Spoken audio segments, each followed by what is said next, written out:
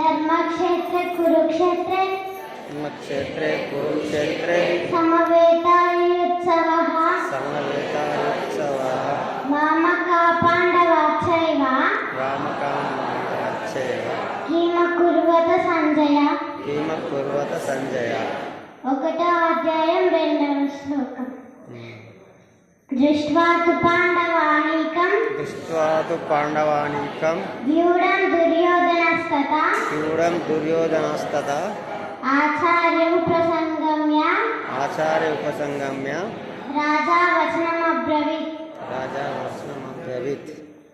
Jai Sriram.